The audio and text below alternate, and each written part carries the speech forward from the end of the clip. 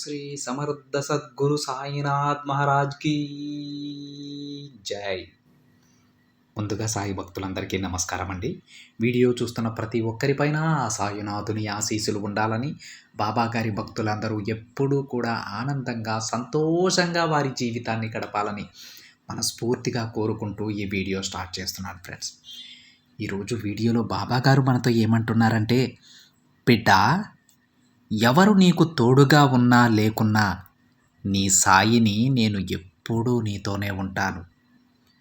ఒక్కసారి నేను చెప్పేది విను, నీకే అర్థమవుతుంది అని బాబాగారు అంటూ ఉన్నారండి. ఇంకా బాబాగారు ఏం చెప్తున్నారంటే, బిడ్డ, నీకు వ్యతిరేకంగా ఏది జరిగినా దానిని చెడుగా స్వీకరించకు. ఎందుకంటే దాని వెనుక ఒక అర్థం ఉంటుంది బిడ్డ. అది నీకు ఇప్పుడు అర్థం కాకపోవచ్చు, కానీ ఏదో ఒక సమయంలో తప్పకుండా అర్థమవుతుంది తల్లి. నన్ను పూర్తిగా నమ్మిన వారికి నేను ఎప్పుడూ తోడుగా నీడగా ఉంటాను. నా బిడ్డలకు ఎంత కష్టం వచ్చినా నేను వారి చెయ్యిని వదలను. సాయి అని నన్ను ప్రేమగా తలుచుకున్న ప్రతిసారి నేను క్షణంలో నా బిడ్డల ముందు ప్రత్యక్షమవుతాను. నాకు ఎలాంటి పూజలు అవసరం లేదు బిడ్డ. భక్తి ఉన్న చోటనే నేను కూడా నివాసం ఉంటాను. నా భక్తుణ్ణి నేను ఎన్నటికీ పతనం కానివ్వను తల్లి. నా 2 చేతులు చాచి నా బిడ్డలను నేను ఆదుకుంటాను తల్లి. నా పిల్లలు ఎక్కడున్నా, వారు ఏం చేస్తున్నా సరే నేను వారితోనే ఉంటాను. నేను మీ తల్లి తండ్రి లాంటి వాడినమ్మా. మీ శ్రేయోభిలాషిని కూడా నేనే. మీకు మంచి చేసే ప్రతి అవతారాన్ని నేనే. ధైర్యంగా ఉండు బిడ్డ. నా బిడ్డలను నేను కాకపోతే ఇంకెవరు కాపాడుతారు చెప్పు? నన్ను నమ్మిన వెంటనే నీకున్న సమస్త బాధలన్నీ తొలగిపోతాయి బిడ్డ. అది ఎప్పుడా అని నిరాశ చెందకు. అతి త్వరలోనే నీ జీవితంలో ఎన్నో గొప్ప మార్పులు రాబోతున్నాయి. నీకు సకలం చేకూరుతాయి. ఇక నిన్ను పట్టి పీడిస్తున్న దుష్ట శక్తులను నీ నుండి తరిమేస్తాను బిడ్డ.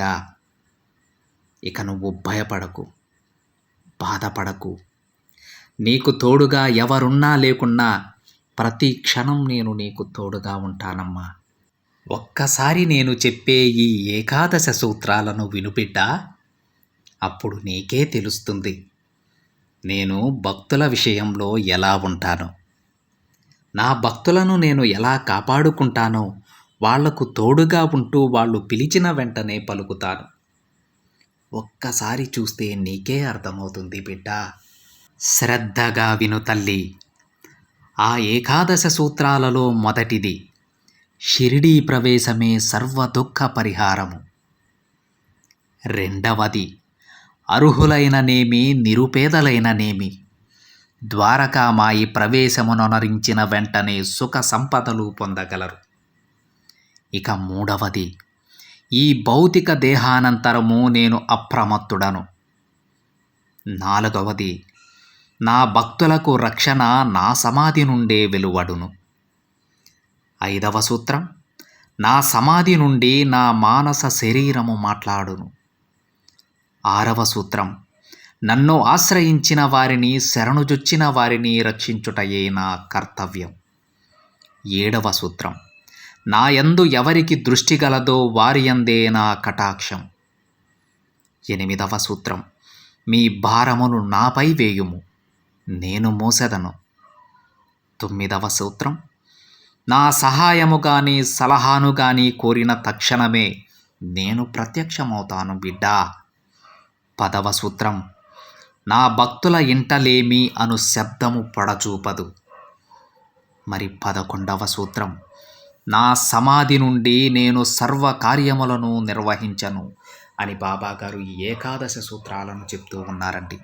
బాబాగారు ఈ ఏకాదశ సూత్రాలను చెప్పిన తరువాత తన బిడ్డలతో ఈ విధంగా అంటూ ఉన్నారండి. విన్నావు కదా బిడ్డ, ఇది విన్న తర్వాత నువ్వు ఎలాంటి బాధపడాల్సిన పని లేదు. ఎందుకంటే నేను నీకు తోడుగా ఉన్నానమ్మా. నువ్వు చేసే ప్రతి పనిలో నీకు తోడుగా ఉంటాను. నువ్వు పిలిచిన వెంటనే నేను పలుకుతాను తల్లి. నీ సాయి ఒకసారి మాట ఇస్తే దానిని తప్పడు బిడ్డా. నన్ను నమ్ము. నాపై నీ పూర్తి విశ్వాసం ఉంచు. నీ కష్టాన్ని నా భుజాలపైన వేసుకొని నిన్ను సంతోషంగా చూసుకుంటానమ్మా. ఇక ఆనందంగా ప్రశాంతంగా ఉండు బిడ్డా. అంతా నాకు వదిలేసేయ్ అని బాబాగారు అంటూ ఉన్నారండి. చూశారు కదండి, ఈరోజు బాబాగారు ఇచ్చినటువంటి సందేశంలో ఈ ఏకాదశి సూత్రాలను చెప్పడం జరిగింది. ఈ ఏకాదశి సూత్రాలు ఏంటంటే బాబాగారు తన బిడ్డలను ఏ విధంగా చూసుకుంటారనే దానికి ఈ ఏకాదశి సూత్రాలు అనేవి మనకు కళ్ళకు కట్టినట్టుగా చూపిస్తాయండి. బాబాగారు తన బిడ్డలకి ఏవేవైతే చెప్పాలనుకుంటూ ఉన్నారో అవన్నీ కూడా ఈ సూత్రాలలో ఉన్నాయి.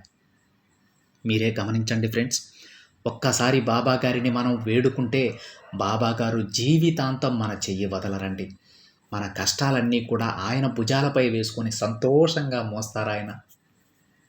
ఒక్కసారి ప్రేమతో బాబా అని పిలిస్తే చాలండి, తన బిడ్డలను హక్కున చేర్చుకుంటారు. అంతా కరుణామయుడు ఆయన. ఇవన్నీ కూడా మనకు ఈ ఏకాదశి సూత్రాలలో ఉన్నాయి. ఇవన్నీ కూడా మీ మనసులో ఉంచుకొని బాబాగారిని మనం ఏ విధంగా ప్రార్థించాలి, బాబాగారు మనల్ని ఏ విధంగా కటాక్షిస్తారో మీ కళ్ళకు కట్టినట్టు ఈరోజు బాబాగారు చెప్పారండి. ఇవన్నీ విన్న తర్వాత కూడా మీరు బాధపడటంలో అర్థం లేదు. మీకు కష్టం వచ్చిందని బాధపడటంలో, బాబాగారి మీద అలగటంలో ఎలాంటి అర్థం లేదండి. అందుకే ఈరోజు ఈ సందేశం విన్న బాబాగారి ఏ బిడ్డ కూడా బాధపడొద్దండి. ధైర్యాన్ని పెంచుకోండి, ప్రశాంతంగా ఉండటం నేర్చుకోండి. ఎందుకంటే మీకు కావలసినవి ఎప్పుడు మీకు అందివ్వాలో అప్పుడు మీ చేతికి చేరిపోతాయి. అది చూసుకునే బాధ్యత బాబాగారు తీసుకుంటారు. మీ పూర్తి బాధ్యత బాబాగారి మీద వదిలేసి మీ పని మీరు చేసుకుంటూ వెళ్ళిపోండి ఫ్రెండ్స్. ఇక ప్రతి ఒక్క బిడ్డ బాధ్యత బాబాగారే తీసుకుంటారండి. తన బిడ్డలకు తానిచ్చిన మాట కోసం ఎంత దూరమైనా వస్తారాయన. మీకు కష్టాలు వచ్చినప్పుడు, మీకు ఎటు వెళ్ళాలో దిక్కుతోచని స్థితిలో మీరు ఉన్నప్పుడు ఒక్కసారి ప్రశాంతమైన మనసుతో బాబా అని పిలవండి చాలు. మీకు 100 దారులు చూపిస్తారండి ఆ కష్టాల నుంచి బయటపడటానికి. ఇది సాక్షాత్తు ఆ సాయినాథుడు చెప్పిన మాటలు. ప్రతి ఒక్కరికి బాబాగారి అండ ఎప్పుడూ ఉంటుందండి. ఇది ఫ్రెండ్స్ ఈరోజు బాబాగారి సందేశం. వీడియో నచ్చితే ఒక చిన్న లైక్ చేయండి ఫ్రెండ్స్. మరికొంతమంది సాయి భక్తులకి షేర్ చేయండి. మొదటిసారిగా ఛానల్ని చూస్తున్నట్లయితే సబ్స్క్రైబ్ చేసుకొని పక్కనే ఉన్న బెల్ ఐకాన్ని యాక్టివేట్ చేయండి. మరొక బాబాగారి సందేశంతో మరొక వీడియోలో కలుద్దాం. అంతవరకు ఓం సాయిరామ్.